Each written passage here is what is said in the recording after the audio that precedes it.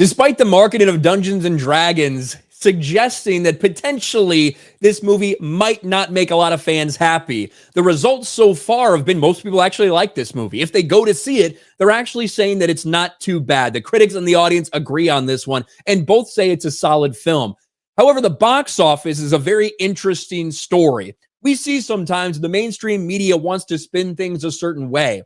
And when Dungeons and Dragons actually overperformed its expectations, we've definitely seen that. Here's Yellow Flash. LOL, Dungeons and Dragons movie is tracking about the same as SHAZAM 2. Instead of the media calling it a flop, they're using words like surprising and plunders the box office. They're playing ball nicely with this one. And you can see if you just searched Dungeons and Dragons box office, these were the results. Dungeons and Dragons firing up $40 million. Dungeons and Dragons box office earning. Great reviews, great box office, things like this. And we see the media try to do these things sometimes when the reality is a little bit different. And the reality is that Dungeons and Dragons, despite good critic reviews and despite the audience, even people that I know that I watch are saying, hey, I was really surprised by this movie. I thought it was really good. It's not doing great at the box office. And simply the reason for that is because of the budget.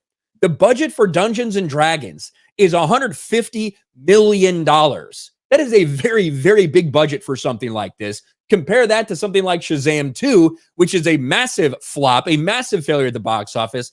That had a $100 million budget. And right now, opening weekend for Dungeons and Dragons is sitting there $38 million domestically, $33 million internationally.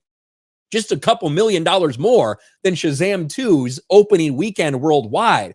And SHAZAM, Fury of the Gods, again, when you look at these numbers, it is not good. In fact, it's a disaster. This is a movie that likely will not hit, it's not even going to hit $200 million. Let's face it. It's not going to hit $200 million worldwide, let alone get even close to $300 million.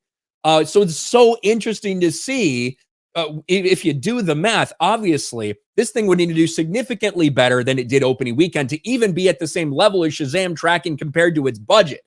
And that's just not the case. Now, I haven't seen this movie yet. I think based on a couple people that I've heard that I trust that have watched it, I'm probably going to go see it because they said it's good. They said it's way better than they expected. It really didn't have an agenda at play. So I'm probably going to go give it a chance at some point based off of that.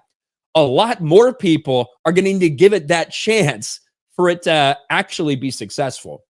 $150 million budget for Dungeons and Dragons means that it needs to get somewhere in the area of, 400 million, maybe even up to 450 million, depending on what their marketing budget was before it breaks even.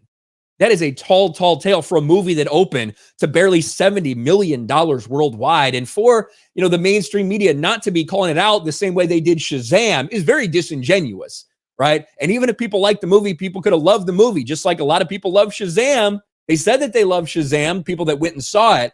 That doesn't necessarily equate to box office results. And right now, it's going to be a little bit of time before we know if this movie can be close to profitable, because right now, it certainly doesn't look good.